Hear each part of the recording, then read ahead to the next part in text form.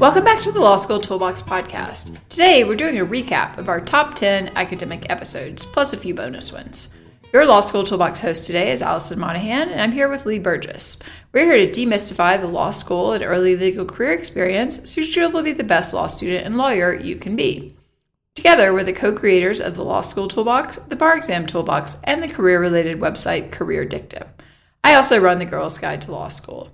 If you enjoy the show, please leave a review or rating on your favorite listening app. And if you have any questions, don't hesitate to reach out to us. You can always reach us via the contact form on lawschooltoolbox.com, and we would love to hear from you. With that, let's get started.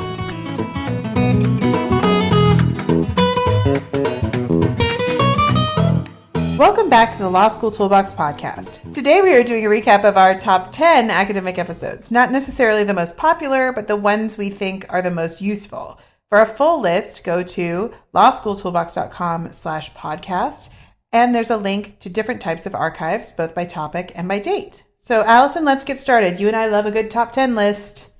We do. I was making this list and I was like, wow, we have got so much great stuff on this topic. So if you don't hear something you're interested in, go check the archives because probably we've talked about it. Yep. We've done a lot at this point. We definitely have. All right, so let's get started. I've tried to organize this really kind of in terms of understanding the law school process and the pieces that you're kind of going to go through in time. So first up, I want to recommend to you podcast episode number 13, which is all about what lawyers argue about. So Lee, why do you think we started off with this one? Guess what I'm thinking? I know. Well, I think this is one of those kind of fundamental questions that a lot of times students don't think about when they're starting law school, because what you're really studying in law school is like how to debate both sides. That's really what you're doing. So what we tried to do is kind of give examples of the types of arguments you will find in law school so you can start to recognize them and start to argue yourself like a lawyer. Because it's less about what's the right answer really and about how to be an advocate for both sides and see both sides of the argument. That's really that legal analysis and thinking like a lawyer that the school is looking for. Yeah, absolutely. I think before you can possibly think about doing well on an exam, you need to understand what law school is asking you to do and really what legal reasoning, which is a very specific type of reasoning, is asking you to do. So in a lot of cases, this might be really different from what people have experienced before. If you were, say, for example, if you've done art before or something, it's going to be a really different experience going into law school because, legal argument is very precise. You have to be really specific. You have to talk about what rules you're applying. You have to really be able to apply those rules in different factual scenarios and really play with this ambiguity. So this episode really covers all of these things. It talks about ambiguity, it talks about why we're reading cases, it talks about what law students really struggle with typically, some stuff about policy, all these different kinds of arguments you're going to see on exams, you're going to do in class, and really some strategies for mastering them. So if you're just starting off in law school, or maybe if you're later on and you're like, I have no idea what I'm supposed to be doing here, check out episode number 13, What Do Lawyers Argue About? Yeah, I think that's a really good point. You made an interesting point before we move on about kind of like someone who comes from a different kind of academic background like art. But I think I've also noticed that a lot of science majors or engineering majors or folks who come to the law from a place that results are very black and white, right, oftentimes struggle with the gray, which law school is all about. For the gray. And so if you've come with that background, I think you just want to be very aware that you need to shift your thinking. Yeah, that was one of the most frustrating things for me starting out in law school is I had been working as a programmer for a few years. And there, at some point, you had an answer. Either this worked or it didn't work. Maybe your solution wasn't the most elegant solution, but if it solved the problem, then you could basically move on with your life and be like, okay, that's done, check. Mm-hmm. But you never really get to check off arguments in law school. Somebody could always think of another way to revisit this and another argument that you can make. And it doesn't have that kind of closure that I think people are used to having in a more scientific type of background or other things like that. Yeah, I think that's really true. It can be an adjustment. definitely. All right. So then this next one on our top 10 list is podcast episode number 102. So we skipped ahead from 13 to 102. Realizing we'd never covered this. How to read cases and prepare for class in law school. So, Alison, I mean, this is one of the fundamental things that students are spending most of their time doing in law school. Right. So it's kind of surprising we waited 100 plus episodes to yeah, talk about sorry, this. guys. But hey, yeah, now you can recap it and listen to it whenever you like. Right. Because, cases are really, in a common law system, cases really are the basis of the law. So it can be, I think, frustrating for people and sort of confusing in the start, particularly with why are we doing this way? Like, why am I being taught this way? Because it's not the most efficient way to learn the law. No. If you go and study for the bar exam, you're like, oh, these people just tell me what the law is. This is amazing. I should have done this as a 1L. But it is important because this is how the law is being developed, and you have to be competent at reading cases and understanding them and extracting legal concepts from them, or you're not going to be very successful as an actual lawyer. Right.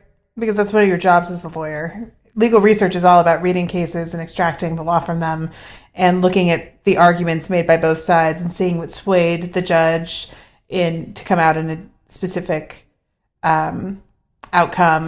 There are lots of things that you are looking for, and reading cases in law school is where you learn how to identify all of that stuff. So when you get to practice, it doesn't seem odd that you're searching for these things in these cases. Right. Cases have a structure. They're not just pulled out of the air. So the more that you read, the faster you're going to get at understanding what that structure is. You're going to get better at seeing what's important. Where are they probably giving me the good stuff? Yeah. It's going to be pretty consistent. So this episode 102 is really about, reading cases, preparing for class, making sure that you're making the most of your study time. We talk through the elements of different case opinions, stuff that you should really, you want to be able to identify, because if you don't know what the holding means, that you're going to be very confused in law school.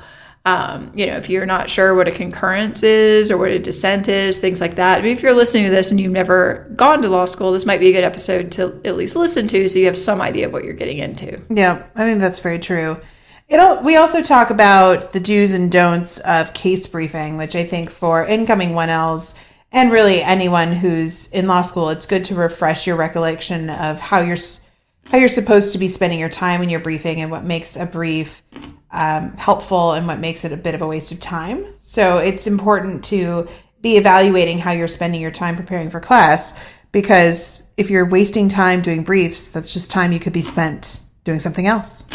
Yeah, absolutely. And that's one of those areas where people can get super into the busy work of law school without really evaluating how helpful it is. Yeah. Particularly because a lot of people at your school, professors or whatever, will tell you, oh, you have to brief all of your cases. If that works for you, great, but you don't have to do it. I didn't do it. It was fine. Right. So there definitely are benefits, but you want to make sure you're considering the trade-offs too. There are other things you could be spending time on. And if writing out really elaborate case briefs means that you never do your outline or you never do any practice exams, I'm going to guess that's not a good trade-off. Yeah, I agree. So it's good to just, even if you're a 2L and you're coming back to school, I was just talking to somebody who's getting ready to start their 2L year today, and we were talking about, the importance of going back and kind of giving yourself some feedback on how you're preparing for class to see if you can, trim things down, be more efficient, make sure that you're wisely using your time. I think this exercise of constantly evaluating what's working for you is something good to just work into kind of these milestones throughout law school. Yeah, absolutely. Because also, like we said earlier, you're building on this for your career. So however you brief a case by the end of law school is probably basically the same thing you're going to do when you sit down and do legal research in your actual job. Probably true. So you got to figure out what works for you so that when somebody hands you a question and says, I need an answer to this, you know how to get that answer. Yeah. I also think the other thing that is often under-discussed that I know that we talk about in this podcast is that it's okay to struggle with material and that you're not supposed to necessarily get everything on the first try. And I think we're so type A, most of us who go to law school, that that's a really hard thing to be okay with. Yeah, absolutely. law is difficult, Right. I mean, so if this is difficult for you to start with, particularly, or really anytime, I mean, you're going to continue being confused and encountering difficult situations and places where maybe you can't really reconcile the cases because that's just what this is. Mm-hmm. Yeah. So don't freak out. Exactly. All right. So next up, building on the case reading and briefing is really about surviving the Socratic Method. And this is podcast episode 62. So Lee, talk about this for a little bit. Well, what is the Socratic Method? Why are people using it? Why are people afraid of it? So the Socratic Method is the method that, if you've ever watched a movie or read a book about law school, if you've never been to law school, is where they cold call on you. And it's really the professor using student interaction to drive the class discussion. And it is not the most linear or I guess logical way to teach an assignment, because you're having to pull information out of students instead of just the teacher lecturing to the class and the class taking notes. But it's a time-honored method of teaching in the legal education sphere, and it can be done really well or it can be done really poorly. But you do have to kind of get used to this method of teaching. And I think that it isn't all awful, but it can be very intimidating for people because they are so worried about being called on in class and just frankly kind of feeling like they're going to make an ass out of themselves, which almost everybody definitely does. It definitely has a lot of intimidation factor with it. I mean, it's kind of set up that way. So you have their professor who seems to be all-knowing, who in reality probably reviewed the cases, the night before class. And it's like, oh, yeah, that's what that was about. Okay, great. Mm-hmm. I can wing it tomorrow. So this episode is really about the Socratic Method. We dig into a lot of specific questions about what you can do if you're not prepared for class and you get called on, maybe what you can do to avoid being called on if you really don't want to be. And also, I think a key point, which is under considered by a lot of people, is really what you should be paying attention to and what you should be writing down. That's true. So I think that's one of the downsides of the Socratic Method is it can be really confusing to figure out what am I supposed to be taking away here. I'm sitting in this class for an hour and a half and there are all these crazy hypos and people are giving these answers that I'm not sure if they're right or not, and the professor's not really telling us what am I supposed to be writing? And so we talk about that. Yeah. Here's a Cliff Notes version. Don't write down the crazy stuff someone else in class is saying. Yeah, pretty much when someone raises their hand as a student and says, I just had a question about blah, blah, blah. You're like, okay, whatever. Yeah, that's not what you're supposed to be paying attention to. When I was on the Hill, we had a situation. Okay, great. You can tune out for a couple of minutes. Yeah, exactly. But if your professor is like, well, as Miss Burgess said, the elements of manslaughter are blah, blah, blah, that you want to write down. Exactly. That you're like, that should be like, ding, ding, ding. That's something to go in my notes. Ding, ding, my professor just told me the law. I should write that down. Yeah. Yeah, I think that it can be very hard in the beginning to distinguish between what's noise coming out of the class discussion and what is important that your professor is saying. But usually they will repeat the most important stuff. They will either say, like, Mrs. Burgess said this, or, they'll repeat an answer, or they'll say, that's true. The court did decide this on 3 different points of legal reasoning, and then you should be like, and they were. Yes, exactly. Number 1, number 2, number 3. Right, exactly. Where is my gold highlighter? and I think the other thing we touch on in this episode is just, it's okay to get called on. It's just part of the experience, and it's actually good practice for the fact that you're going to have to talk in front of other people in your job later on. Right, and everyone has their bad experiences. Oh, yeah. We can and probably do in this episode tell stories about when we got called on and things went south pretty quickly. It just happens. It just happens. It's okay. You are the only person who will really, truly remember that experience. True. That's very true. I don't remember anyone else bombing, but I definitely remember me. Yeah, exactly. And no one, I can honestly tell you, other people bombed in my class, and I couldn't tell you who or when or about what. No. Yeah, I mean, probably daily. Let's face it. Yeah. All right, so that's a really great episode, especially if you're starting law school, to understand how class is set up and what you need to take away from it. After you go to class, we touch on something in the next podcast episode number 106, how to go to office hours and make it worth your time. because we really believe that you're paying a lot of money to be in law school. And these professors, actually, most of them like students and like students to visit them. And you should get as much time and exposure to your professors as you can. And that is usually through office hours. Yeah, I think office hours are a massively underutilized resource for most students, particularly early in the semester. You know, you'll go and you'll be the only person there, or maybe there'll be a couple of other people there, and in several hours. So your professor's kind of bored, probably. You know, so early in the semester, particularly, it can be a great opportunity just to start developing that relationship. And, you know, you can really make sure you're getting your questions answered, which is the whole point here. I mean, you can sit through class and be like, yeah, I kind of get that, but you probably don't understand 100% of everything. Or you can probably think of, you know, a new hypo where you're not quite sure how this law might apply. That is a great thing to go talk to your professor about in office hours. Yep, exactly. And so, sometimes professors, even if they're intimidating in class, are really nice and kind in office hours. So don't assume that just because that professor has a certain persona in class that you need to hide from them around campus. Right. Sometimes that might be true. But oftentimes you'll find out that when you're talking to them one-on-one, I mean, you know, because reality is they might be shy. They might have to put on their professor hat when they go into class to be that person who seems all-knowing. But when you talk to them one-on-one, they might be funny. You never know. They might be nice. They might be sympathetic. I mean, they might even almost tell you what they're going to test. It happens. Yeah. So you should talk to these people. That's one of the things that you are paying for in law school. Yeah, you're paying a lot of money for them to talk to you. So, and they have a space reserved in their schedule to do just that. So listen to this episode 106. If you're not going to office hours or you're afraid that you might not go, just go. It's really, I think, there's almost no downside. I mean, if you go and someone's just a total jerk to you, well, you never have to go back. Go talk to someone else. Yep, just worth it to give it a try. Yeah, why not? You're paying for it. Exactly.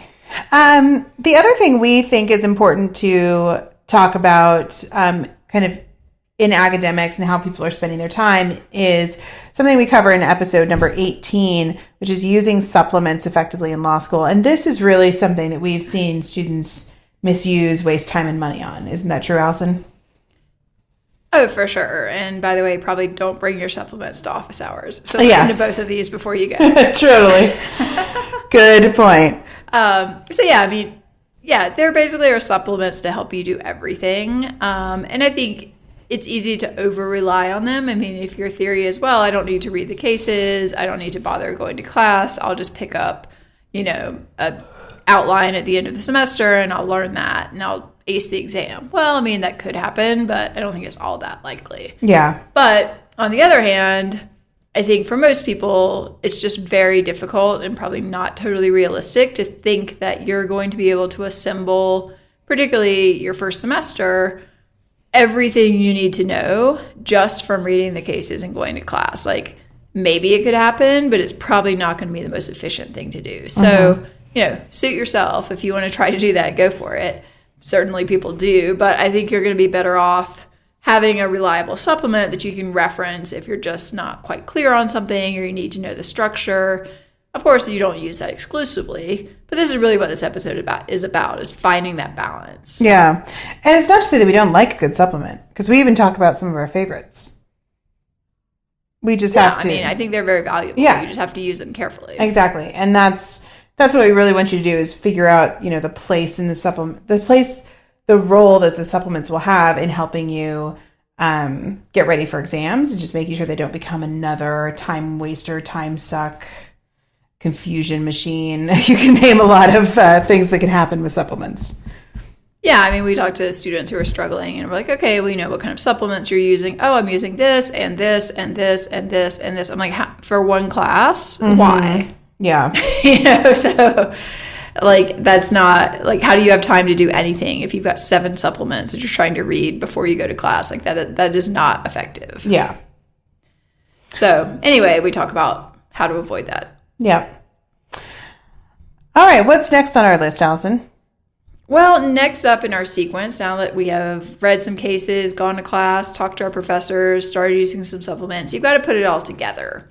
So on episode number 65 is really about how to make a useful law school outline. Yeah. And by outline, I don't just mean a huge typed up 100-page document that you spent hours formatting. I really mean any type of study aid. Yeah, I think that's true. And I think that's one of the points we make in this podcast episode is to maybe think outside the box a little bit more than what is just discussed as a typical outline at school, because not everyone's brains work that way. Yeah, I mean, for me, like there was no way, I just couldn't process information really in that way. So I was much better off spending my time doing flowcharts and things like that, which is totally valid. You know, it worked for me. It might not work for someone else. So this episode is really about, you know, the purposes, like what are we trying to do here?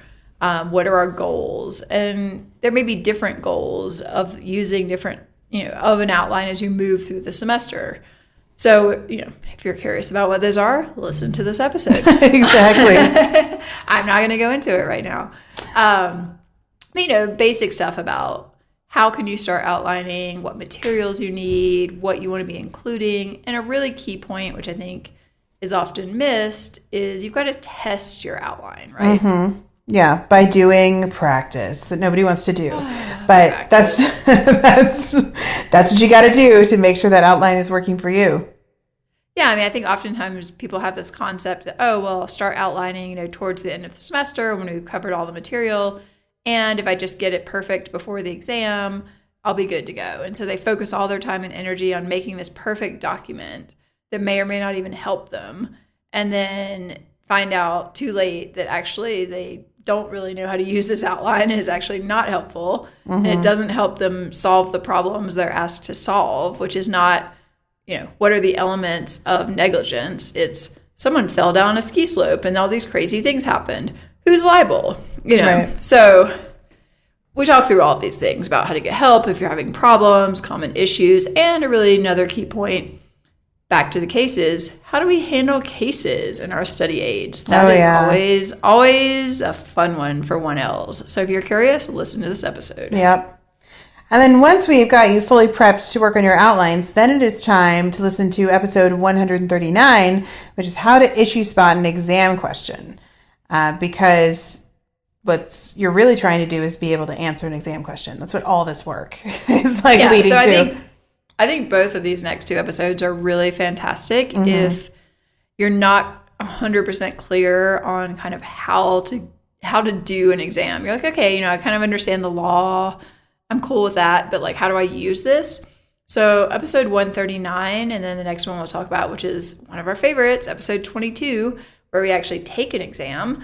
But in these, we actually sit down with exam questions and work through them in real time. Yeah. I think this is something that is really hard to get in law school, is someone to walk through a question with you. Your professors probably don't have time to do this. Maybe your TAs will do it, or someone in academic support. But or maybe in office hours. But it can be hard to just understand what the process is of reading these fact patterns, because as I think you mentioned earlier when we were discussing the hypos and things like that, they're not asking you a direct question on the exam. They're giving you a fact pattern to solicit a very specific response. And your job is to be able to be comfortable enough with the facts and the fact patterns to be able to give them that response. And so hearing somebody else go through that process, I think, is a good way to just become more familiar with what your job is on an exam.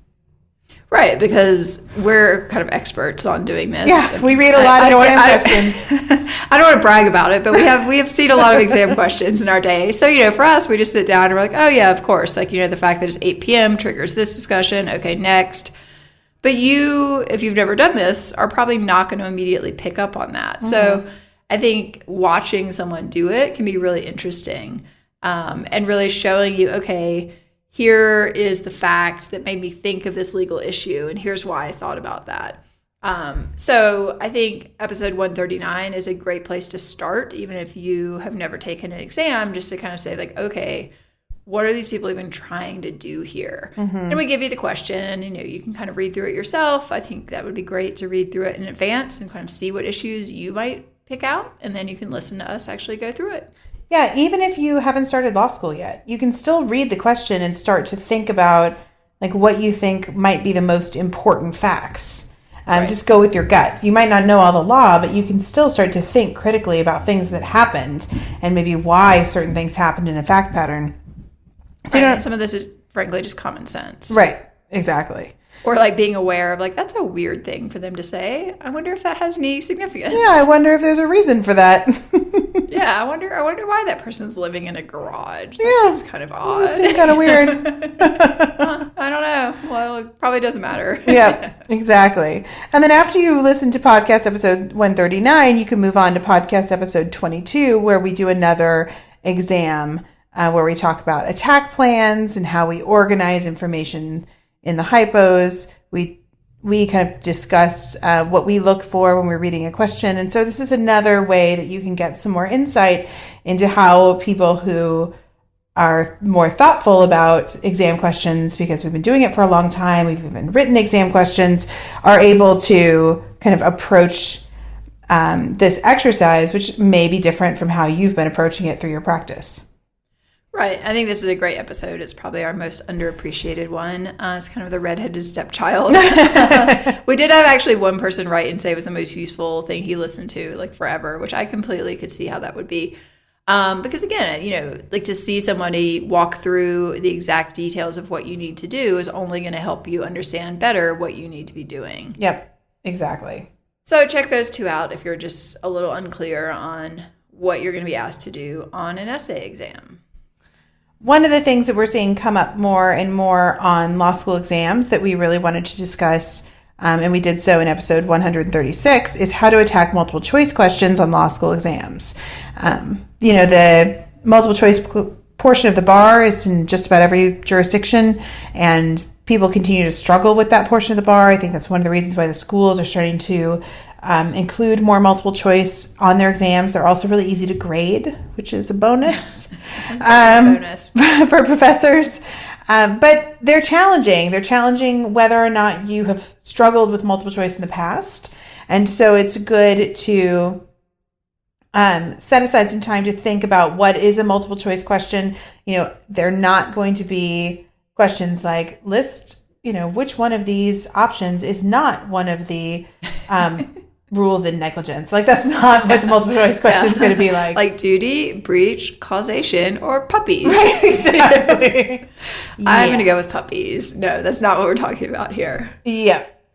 We could walk through an example multiple choice question so you can see typically how legal multiple choice is tested, and we talk about different ways that you can study and find more practice questions. So if multiple choice is something that gives you anxiety, I would really recommend listening to this episode so you can understand how it might be used in an exam situation and what you can do to prepare for it. Yeah, and I think this is another one where we literally walk through an actual question. Yeah.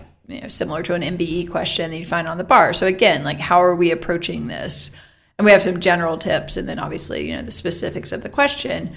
But this is something you're going to see more and more. I mean, a lot of people we talk to, they're having certain classes are literally all multiple choice. So it's probably something you're not going to get away without seeing in law school at some point. So you want to be sure you're ready for it. Yep, I completely agree. Something else that we covered in the early days of the podcast, which is something that everyone else will see, is legal writing and how to be successful in your legal writing class. It's called Legal Writing 101.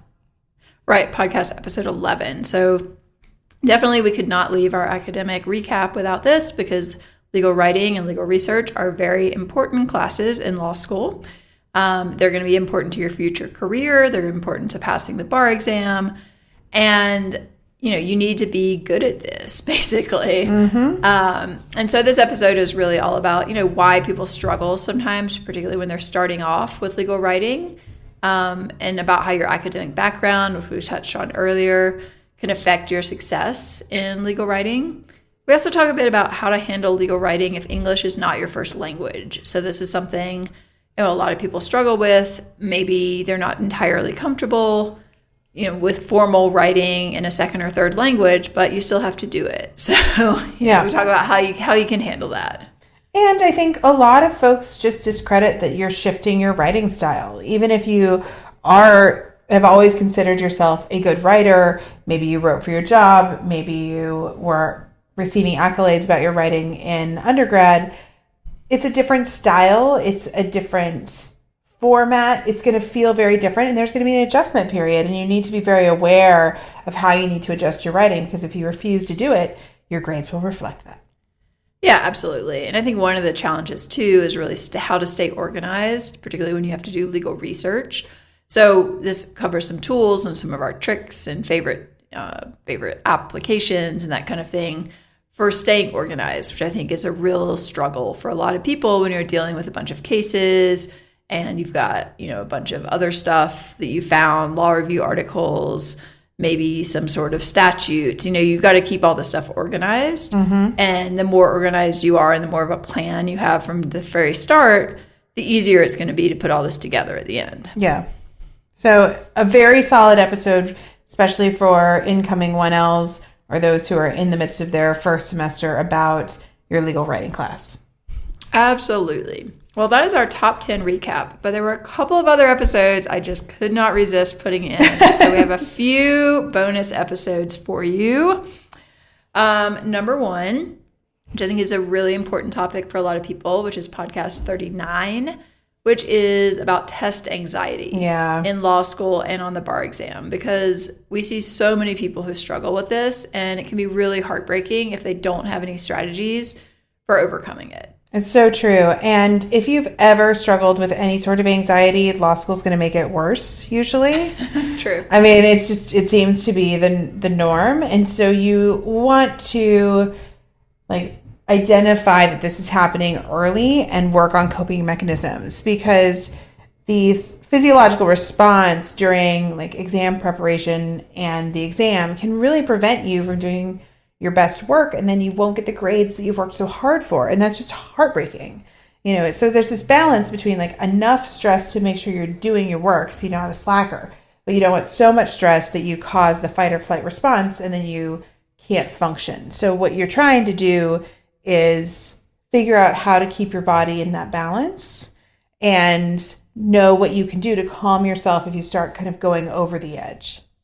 Right. And a lot of this episode is about very practical strategies and tools that you can use. What are the coping mechanisms that ideally you've practiced beforehand if you start blanking on a test? There are things you can do. And this isn't just crazy hippie, West Coast talk. We talk about snipers are doing this, and elite athletes and soldiers.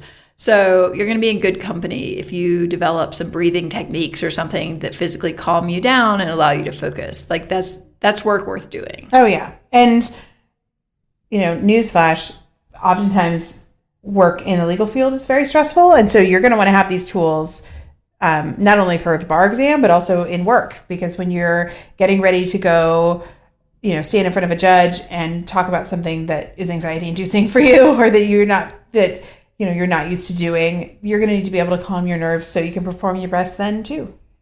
Right. If you think a law school exam where you're just sitting in a classroom is tough, try doing oral arguments. Right. Exactly. So these are skills that you can use throughout your career and probably throughout your life. Mm-hmm. And I think they're worth thinking about early. Yes. So our next bonus episode is episode number 17, which is where to get help in law school. Because although you may feel like your law school doesn't have a lot of resources, it's actually possible that they do. You're just not sure where to look. Yeah, absolutely. I mean, we're not going to belabor the point. You can listen to the episode, but probably your law school has a lot of resources, with whatever you're struggling with, whether it's you think you might have a learning disability that you need accommodations for, whether you think, you might have some mental health things going on that you need to get help for, whether it's really specific academic stuff. You're probably not the first person who's experienced this issue in law school. And so they probably have some sort of process to go through or people to talk to or whatever it is. And I think sometimes people are just so reluctant to reach out for help until things get really, really bad. Yeah. And then, it's a lot harder to solve your problem than if you went early in the semester when you started thinking, I really feel like it's taking me way too long to read cases. Maybe there's some help I can get. And there probably is. Yeah. I think that's very true. And just like we were talking about with office hours, it's worth it to try and go. I think a lot of times folks are like, well, I don't want to go to academic support. Well, just go. find out what resources are available. They're probably pretty nice. Yeah, they're that's why they usually work nice there. people who want to help people. They often have office hours that you can go to. They oftentimes have a lot of different recommendations for things. So I think it is a really good idea to just go and check it out and make sure you understand what resources are available to you at your school for free. I mean, of course, we believe in tutoring resources because we provide them, but we always want you to milk the school's resources as much as you can because you've paid a lot of money to be there. Yeah, absolutely. I think anything you can take advantage of that you've already paid for, go for it. Yeah, exactly. All right. And then our final bonus episode, could not leave this one out in our academic recap, is number 28, which is dealing with bad law school grades. Oh, yeah. So hopefully nobody listening to this has to deal with this reality. But you probably will. At some point. There will be some sort of disappointing grade. Yeah. I mean, very rarely does anyone get through law school without at least one disappointing grade. Exactly. So we talk about our experiences with that. We talk about understanding the curve. I was actually just talking to a law student on the phone today who was, chatting about trying to raise grades and how frustrating it can be trying to do your best, but then still not getting as high a grade as you want. And part of that is because of the curve. You need to understand that it's not just about your own performance, it's your performance compared to other students' performances. Well, and I think just being realistic, people who come to us as incoming 1Ls and are like, I want to ensure that I get straight A's. It's like, that's not going to happen. I don't care who you are. I don't care what school you're going to. Your odds of getting every grade an A when your school might be curving to a B- is highly unlikely. Yeah, exactly. Other things to think about is what you do when you get your grades and how to kind of move through disappointment to be able to regroup and evaluate your study process and think about how you can do better next semester. Yeah, I think that's the key here. Also, let's face it, there are bad grades and then there are actually really bad grades, and those may be, there may be a lot of people who feel disappointed that maybe you're seeing grades they haven't really seen before, but that doesn't mean you're doing that badly. Yeah. It just means there's a curve. But sometimes you've got really bad grades. And in any case, you always want to evaluate what could you be doing differently to do better, because I think that's the goal, right? Yep. And you're trying to be able to perform at your best and get the best results possible. So you can get out of law school with the best GPA possible to get a job. That's what most people are trying to do. Well, and we also talk about how to explain away a couple of bad grades in interviews if you happen to get one. So, everybody has that moment of like, so what happened in class X? Yeah. And we talk about how to handle that. Yeah, exactly. Because if you are nervous about them asking you about something like that in an interview, they probably will. I'm sure. Yeah. Yes. Yeah, especially if you want to do litigation, because litigators will ask you anything, basically, to try and make you uncomfortable. Exactly. So, this episode can help you sort of evaluate, are my grades really bad? Or are they something I need to be concerned about? Or is it something I just want to try to see where I can do better and need to explain occasionally? Yeah. All right. Well, with that, unfortunately, we are out of time. Thanks so much for joining us for this top 10 plus academic episodes. You can find all of our episodes, including archives by episode number and by topic, at lawschooltoolbox.com/podcast. If you enjoyed this episode of the Law School Toolbox podcast, please take a second to leave a review or rating on your favorite listening app, because we would really appreciate it. And be sure to subscribe so you don't miss anything. If you have any questions or comments, don't hesitate to reach out to Lee or Allison at lee@lawschooltoolbox.com or allison@lawschooltoolbox.com, or you can always contact us via our website contact form at lawschooltoolbox.com. Thanks for listening, and we'll talk soon.